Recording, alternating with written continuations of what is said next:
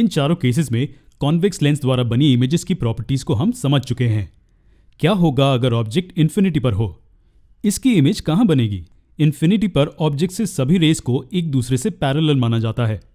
यहाँ दो केसेस हो सकते हैं। पहला, लाइंस प्रिंसिपल एक्सिस को पैरेलल हैं, और दूसरा, लाइंस एक दूसरे से पैरेलल हैं लेकिन प्रिंसिपल एक्सिस को पैरेलल नहीं हैं। दोनों केसेस में लेंस से रिफ्रैक्ट होने के बाद पैरेलल रेज एक सिंगल पॉइंट पर कन्वर्ज होते हैं। लेकिन यहाँ एक छोटा सा फर्क है। अगर रेज प्रिंसिपल एक्सिस को पैरेलल हैं तो कन्वर्जेंस का पॉइंट फोकल पॉइंट F1 पर दिखाई देता है। लेकिन अगर ये प्रिंसिपल एक्सिस से पैरेलल ना हो तो कन्वर्जेंस का पॉइंट इस लाइन के साथ प्रिंसिपल एक्सिस के ऊपर या नीचे हो सकता है। जब ऑब्जेक्ट इन्फिनिटी पर होता है तो इमेज स्पेस में एक सिंगल पॉइंट पर बनती है। इस पॉइंट को फोकस कहा जाता है। क्योंकि इमेज एक सिंगल पॉइंट पर बनती है, इसे पॉइंट साइज इमेज कहते हैं। और क्योंकि ये पॉइंट साइज्ड है, ये बहुत ही छोटी होती है। ये इमेज रियल और इन्वर्टेड भी होती है। ठीक है, टेबल में सिर्फ एक केस बाकी है।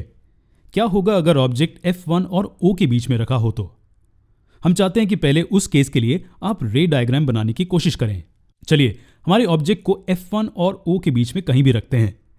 ये इंसिडेंट रे जो प्रिंसिपल एक्सिस को पैरेलल है F2 पे रिफ्रैक्ट करेगी, और ये रे जो ऑप्टिकल सेंटर के आर पार जा रही है वो कुछ ऐसे दिखेगी। क्या आपने कुछ ऑब्जर्व किया? ये रिफ्रैक्टेड रेज डाइवर्ज हो रही हैं या कन्वर्ज हो रही हैं?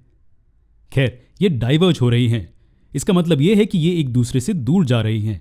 तो क्या इसका मतलब है कि इस केस में कोई भी इमेज नहीं बनती है? असल में एक इमेज बनती है। अगर आप दोनों रेज को पीछे की ओर बढ़ाते हैं तो ये एक पॉइंट पर मिलती है, और ये एरो के टॉप पॉइंट के इमेज की लोकेशन है। अगर हम इस पॉइंट को प्रिंसिपल एक्सिस से जोड़ते हैं तो हमें पूरी इमेज मिलती है।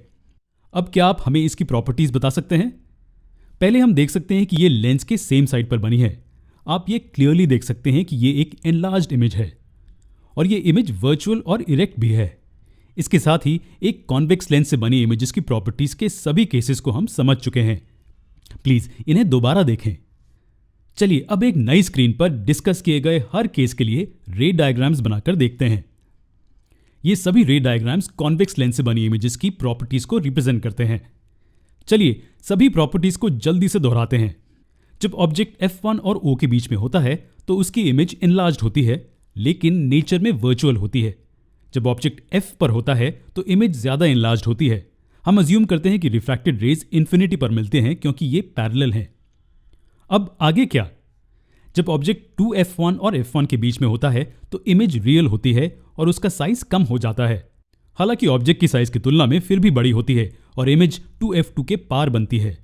जब ऑब्जेक्ट 2F1 पर होता है तो इमेज 2F2 पर बनती है और उसका साइज ऑब्जेक्ट के साइज के समान होता है। अगर ऑब्जेक्ट 2F1 के पार हो तो इमेज का साइज और घट जाता है, और जब ऑब्जेक्ट बहुत ही ज्यादा दूर हो तो इमेज लगभग पॉइंट साइज हो जाती है।